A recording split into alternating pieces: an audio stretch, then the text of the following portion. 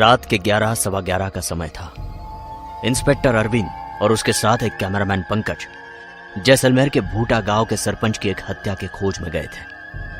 वो दोनों अपनी जीप से लौट ही रहे थे, तभी इंस्पेक्टर ने अपनी गाड़ी को एक कच्ची सड़क पर रोका। अरे अरे अरे सर, क्या कर रहे हैं आप? जानते हैं ये कुलधारा का रास्ता है, वहां तो मुर्दों को भी जाना मना है। हम तो फिर जीते जागते इंसान हैं। ओए बावड़े, हैं? अरे डरपोक, कुलधारा वाली कहानी को मैं नहीं मानता। ओए बावड़े, मुझे एक बात बता, आज तक के इतिहास में ऐसा कभी हुआ है कि रातों रात एक अकेला गांव भी खाली हुआ हो? अरे कोई दूसरी वजह होगी, लोगों ने मसाला देकर इतने डरावने अंदाज में इस बात को बता दिया। अरे मैं तो दावे के साथ कह सकता हूँ उस गांव में बहुत खजाने होंगे, क्योंकि वो अंग्रेजी के शासन काल से है। ऐसे में वहाँ कोई जाने की हिम्मत न करे, इसीलिए इन अफवाहों को फैलाया गया है। समझा बावड़े? वो सब ठीक है सर, लेकिन हम वहां क्यों जा रहे हैं? पंकज डरे हुए अंदाज में बोला। अबे क्या है ना कि गाड़ी में डीजल खत्म हो रहा है, ऊपर से रात भी बहुत हो गई है। कुलधारा पार करने के तुरंत बाद हम कठिनगंज में रहेंगे और आज रात वही हॉस्टल में गुजारेंगे। हाँ? बस 5-7 किलोमीटर की दूरी तो तय करनी है। अब भले वो कुलधारा के अंदर से गुजरना हो। अरे अरे मालिक, ये क्या कह रहे हैं आप? कुलधारा के अंदर जाएंगे, वो भी रात के 12 बजे? मैं कह रहा हूँ हमारी आत्मा तक का पता नहीं चल पाएगा। देखो देखो मालिक, मैं कह रहा हूँ। पंकज के लाख समझाने के बाद भी इंस्पेक्टर अरविंद पर उसके किसी भी बात का कोई असर नहीं हुआ, और होगा भी क्यों, क्योंकि अरविंद का बस 1 हफ्ते पहले ही इस शहर में तबादला हुआ है, और वो जिस शहर से आया है वहां भूत प्रेतों को सिर्फ किस्से कहानियों तक ही रखा जाता है। लेकिन एक बात और भी थी कि अरविंद खुद भी कुलधारा के इतिहास और वर्तमान से अनजान था। वो जितना हल्के में इस सच्चाई को ले रहा था, उससे कई गुना भयंकर इसका सच था।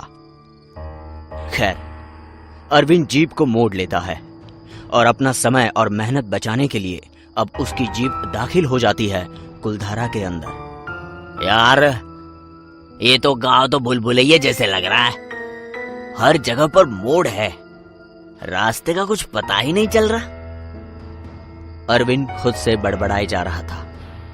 तभी सामने अरविंद को एक चाय की टपरी दिखती है जहां कुछ लोग बैठे थे। अरविंद हंसने लगता है और कहता है, अरे बावड़े, देख लिया सच्चाई। तुम क्या कह रहे थे? इस गांव में परिंदा भी पर नहीं मारेगा।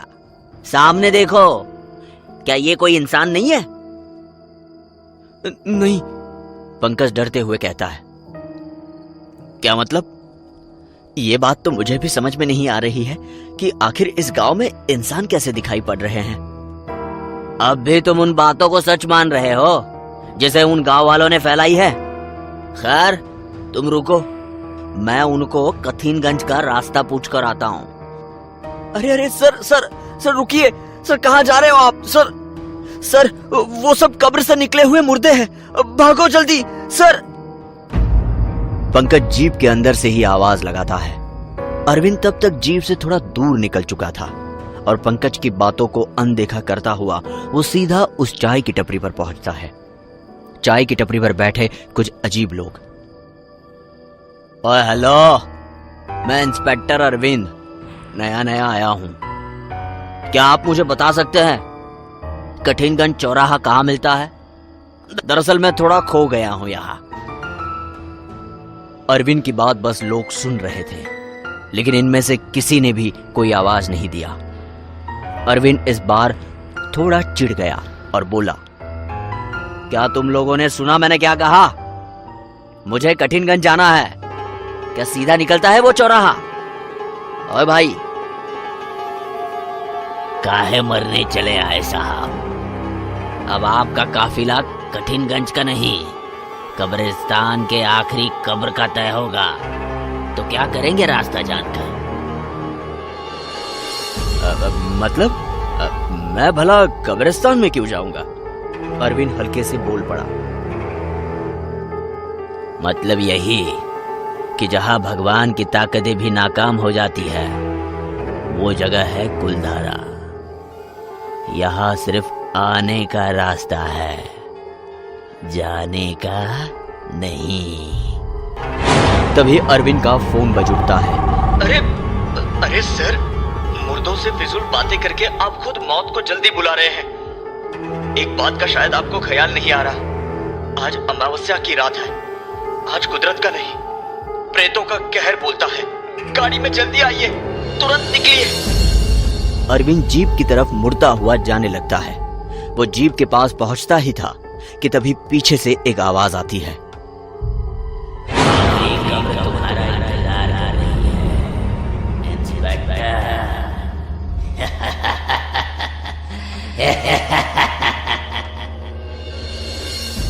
पूरे वातावरण में एक तेज हंसी छूट जाती है।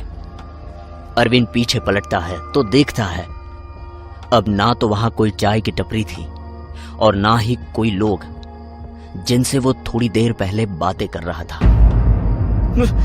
मिल गई तसल्ली? हाँ, मौत की खबर पक्की कर ली ना? हाँ, अब जल्दी आइए गाड़ी में भागकर, इससे पहले कि सारे मुर्दे हमें मुर्दे बना दे। जल्दी आइए। पंकज चिढ़ते हुए बोला। अब तक अरविंद को भी समझ चुका था कि शायद कुलधारा में आने का उसका फैसला बहुत गलत था, लेकिन अफसोस अब देर बहुत हो चुकी थी। अरविंद गाड़ी भगाने लगता है, लेकिन तभी अरविंद अपने गाड़ी के साइड मिरर पर देखता है पंकज गाड़ी के पीछे पीछे भाग रहा था। और तभी उसी वक्त अरविंद को पीछे से आती पंकज की चीख सुनाई पड़ती है। अरे बाप रे, पंकज तो पीछे ही छूट गया। फिर जो पंकज बनकर मेरे बगल में बैठा है वो कौन है? Why sir? तभी एकदम बिजली कड़कने लग जाती है और बगल में बैठे पंकज का हाव भाव और उसकी शक्ल एकदम बदल जाती है और वो एक शैतानी आवाज में कहता है, क्यों साहेब, कुलधारा नहीं घूमोगे? तभी जीप भी एकदम धीमी पड़ जाती है और अरविंद बिना कुछ सोचे समझे चलती जीप से कूद जाता है। पंकज के प्रेत को ठीक अपने बगल में बैठकर उसकी हिम्मत ने जवाब दे दिया था। वो डर से कांपने लगा था। पंकज, कहाँ हो तुम? मुझे तुम्हारी बात माननी चाहिए थी। पंकज, कहाँ हो तुम? ये जगह वाकई बहुत खतरनाक है। पंकज! इसके साथ ही राम नाम सत्य है की बोली जोरों से गूंजने लगती है। राम नाम सत्य है, राम नाम सत्य है, राम नाम सत्य है, राम नाम सत्य है। इस गांव में इतनी रात को किसका अंतिम संस्कार होने जा रहा है? और वैसे भी आधी रात को सिर्फ किन्नरों का अंतिम संस्कार होता है, आम इंसानों का नहीं। यही सवाल लिए किसी तरह अरविंद पीछे पलटता है। वो पीछे पलटा तो देखा वो टोली जो लाश को कंधा दिए थी वो उसकी तरफ बढ़ी जा रही थी। सब गुस्से भरी नजरों से अरविंद को देख रहे थे। दरअसल 2 लाशों का क्रियाक्रम करने के लिए ये ले जाया जा रहा था। लाश जब एकदम करीब से गुजरी तब अरविंद की नजर उस लाश के चेहरे पर पड़ी तो जैसे उसकी रूह कांप उठी। वो दोनों लाश किसी और की नहीं बल्कि पंकज और अरविंद की ही थी।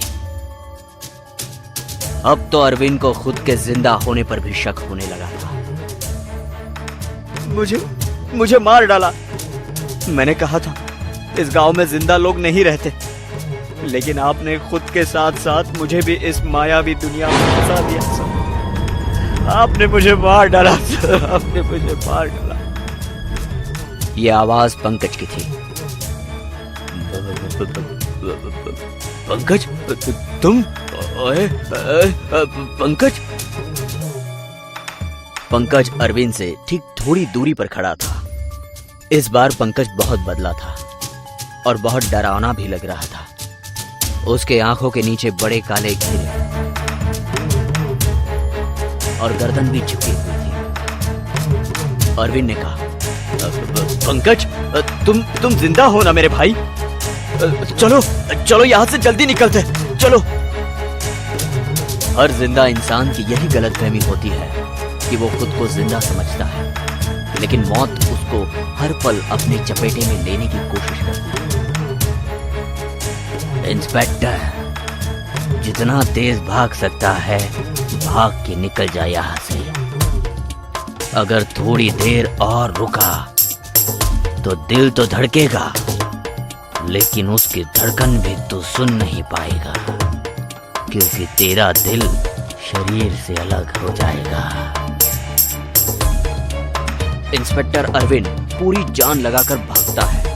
जीप तो पहले से ही खराब हो चुकी थी, अब बस उसे किसी भी तरह बचना था।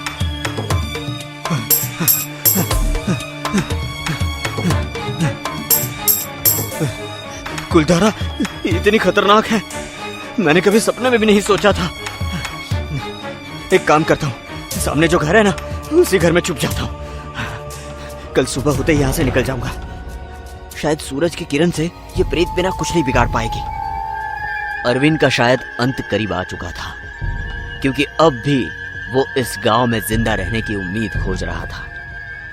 वो कहते हैं ना, विनाशकाली विपरीत बुद्धि। अरविंद उस छोटे से मकान में दाखिल हो जाता है और एक कोने में छुप जाता है। धड़धड़ी और मन में इतना खौफ होने की वजह से उसके हाथ से लगकर एक ग्लास नीचे गिर जाता है और शांत माहौल में एक तेज डिस्टरबेंस आ जाता है। कौन है? किसकी मौत आई है जो इस घर में दाखिल होने की हिम्मत कर रहा है? तभी वो झोपड़ी अपने आप हिलने लगती है और अरविंद खुद ब खुद खींचता हुआ उस बुढ़िया की तरफ पहुंच जाता है। वो बुढ़िया दिखने में 100 साल से कम नहीं लग रही थी। जिंदगी से मोह हट गया है क्या तेरा? मौत जिंदगी से ज्यादा तकलीफ देती है। क्यों मरने आया है तू यहाँ? तुझे पता है ना, कुलधारा प्रेतों और काली शक्तियों का अड्डा है। अरविंद के पीछे मुर्दों की परछाइयां दिखनी शुरू हो जाती है। उसके अगल बगल, आगे पीछे, हर जगह कुलधारा के वो खतरनाक प्रेत आकर्षित होने लग गए, जिसमें से उसका एक दोस्त पंकज भी था। लेकिन अरविंद को सबसे बड़ा झटका तब लगा जब उसने खुद को भी उन्हीं मुर्दों के साथ खड़ा देखा। उसने खुद के हमशक्ल को देखा और तभी वो अपने हाथ से दूसरे हाथ को छूने की कोशिश करने लगा, लेकिन उसका हाथ बीच से निकल जा रहा था। तभी पंकज बोला, बिल्कुल सही सोच रहे हैं आप। मेरी और आपकी मौत भी तभी हो चुकी थी जब हम कुलधारा में दाखिल हुए थे, और इसके साथ ही गाड़ी का बहुत खतरनाक एक्सीडेंट हो गया और हम दोनों उसी वक्त मर गए। इसके बाद हमारी लाशों को यहाँ से मुर्दे उठाकर अंतिम विधि करने ले जाने लगे। अब अरविंद को सब कुछ समझ आ रहा था। उसने तो चाय की टपरी से निकलने के बाद खुद के लाश को देखा था। मतलब साफ था कि सब अरविंद का महज एक सपना था जो किसी खौफनाक सच से कम नहीं था। तभी अरविंद की चीखें, उसके खून के आंसू निकलने लगे और एक खौफनाक चीख के साथ कुलधारा का पूरा वातावरण कपकपा उठा और अरविंद की जिंदगी और ये कहानी यही खत्म हो गई। इस कहानी से हमें एक नई बात का पता चला। कुलधारा सुनसान होने के साथ साथ वहां एक बस्ती है जो कि वही के मुर्दों की है। वहां भी जिंदगी आम गुजर रही है, बिल्कुल हमारी तरह। बस फर्क इतना ही है कि यहाँ जिंदा लोग रहते हैं और वहां मरे हुए जिंदा लाश बनकर। ना तो फिर कभी पंकज का पता चल पाया और न ही अरविंद का। कुलधारा के श्राप पर एक बार फिर रोशनी पड़ी और अब ये साफ हो गया है कि कुलधारा मुर्दों का गांव है, जहां जो भूला भटका चला जाता है वो वही का होकर रह जाता है और मौत के बाद भी भटकता रह जाता है।